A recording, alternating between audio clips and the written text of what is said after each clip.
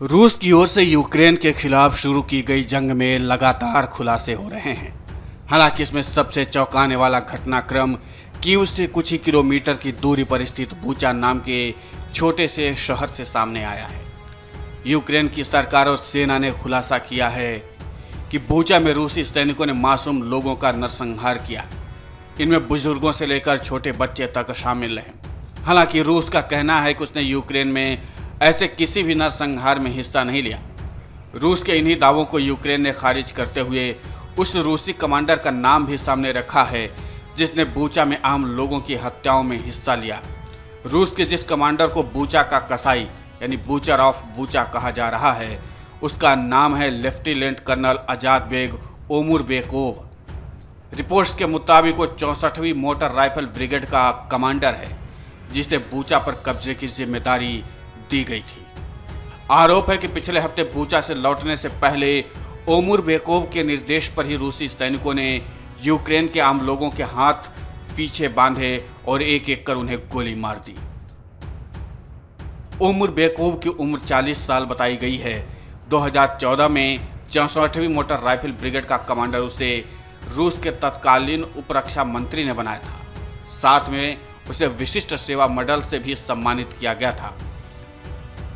रूसी सेना की गतिविधियों पर नजर रखने वाले यूक्रेन के स्वयंसेवक उपक्रम इनफॉर्म नेपॉल्म के मुताबिक ओमुरबेकोव रूसी सेना का टॉप कमांडर है और उसे पिछले नवंबर 2021 में ही रूस की ऑर्थोडॉक्स चर्च के पादरियों से मिलते देखा गया था। इसके बाद उसे यूक्रेन से लगी सीमाओं पर तैनात किया गया।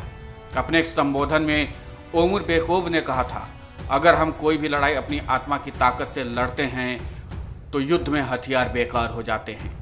यूक्रेनी खुफिया एजेंसियों के मुताबिक बूचा में नरसंहार को अंजाम देने वाली सैन्य टुकड़ी बेलारूस भाग चुकी है। यूक्रेन के रक्षा मंत्री ने कहा कि ओमुरबेकोव की बटालियन 30 मार्च को ही बूचा से भाग गई थी। हालांकि अब इस टुकड़ी के पश्चिमी रूस के बेलगोरोद जाने की बातें भी सामने आ रही हैं। कहा जा रहा है कि ओमुरबेकोव को आगे खार्किव जैसे इलाकों में भेजकर युद्ध को आगे भड़काया जा सकता है।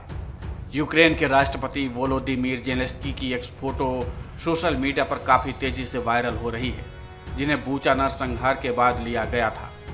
इनमें जेलेंस्की के चेहरे पर चिंता की लकीरें साफ देखी जा सकती हैं। यूक्रेन ने मंगलवार को संयुक्त राष्ट्र सुरक्षा परिषद की बैठक में कहा, रूस अब यूक्रेन में नरसंहार पर उतर आया है। उन्होंने मॉस्को की सेना की साजिश को इस्लामिक स्टेट जैसे आतंकी संगठन से भी खतरनाक बताया और परिषद से इस मामले में न्याय की अपील की।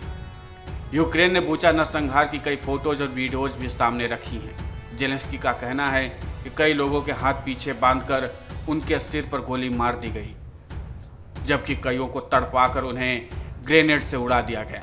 इसके अलावा कार से भागने की कोशिश कर रहे कुछ को तो टैंक से कुचल दिया गया। यूक्रेनी राष्ट्रपति ने कहा, मासूमों के हाथ पैर काट दिए गए, उनके गले काट दिए गए, महिलाओं के साथ उनके बच्चों के सामने दुष्कर्म हुआ, उनकी जीभ निकाल ली गई ताकि हमलावर उनकी चीखें ना सुन पाएं। इसके बाद उन्हें जला दिया गया।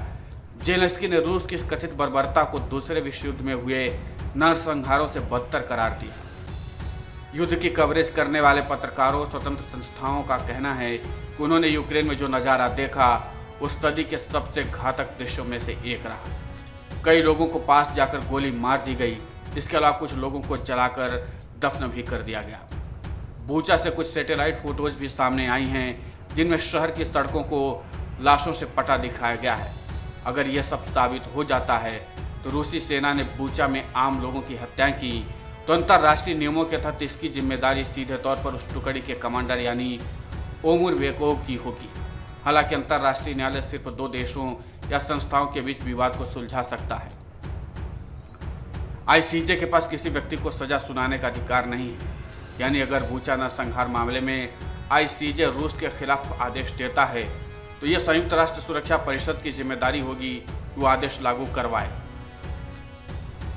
लेकिन संयुक्त राष्ट्र सुरक्षा परिषद में रूस के पास वीटो है, इसलिए अंतर्राष्ट्रीय न्यायालय के किसी भी फैसले को मानने के लिए बाध्य नहीं है। ओमुरबेकोव पर अंतर्राष्ट्रीय अपराध न्यायालय में केस जरूर चलाया जा सकता है अगर जांचकर्ता रूसी जनरल के खिलाफ सबूत हासिल कर लेते हैं तो। आईसीसी के जज ओमुरबेकोव के खिलाफ गिरफ्तारी वारंट जारी करेंगे, लेकिन चूंकि आईसीसी की अपनी कोई पुलिस या एजेंसी नहीं है तो उसे इन गिरफ्तारियों के लिए उन देशों पर निर्भर रहना होता है जहां अपराधी मौजूद हो। मौजूदा समय में रूस आईसीसी का हिस्सा नहीं है। ऐसे में पुतिन की ओर से अपने किसी जनरल का प्रत्यर्पण नामुमकिन है। लेकिन इस कत्लेआम की कहानी अगर सच है तो यकीन मानिए खौफनाक है, और इस मामले का इंसाफ कब होगा किसी को पता नहीं। Video desk अमरुजाला.com। डाउनलोड करें अमर उजाला ऐप और पाएं खबरें लगातार। अगर आप ये वीडियो YouTube पर देख रहे हैं तो हमारे चैनल को सब्सक्राइब करें और बेल आइकन को दबाना ना भूलें। अगर आप Facebook पर ये वीडियो देख रहे हैं तो हमारे पेज को लाइक करें।